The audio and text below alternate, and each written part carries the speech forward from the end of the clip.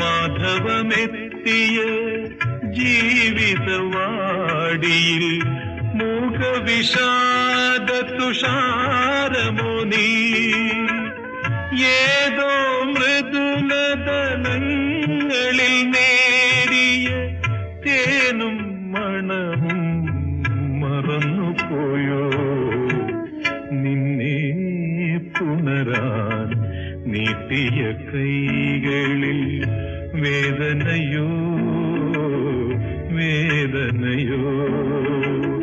നിന്നെ തഴുകാൻ പാടിയ പാട്ടിലും വേദനയോ വേദനയോ നിന്മന്ദഹാസവും നിൻമുഗ്ധരാഗവും ബിന്ദുവായോ അശ്രു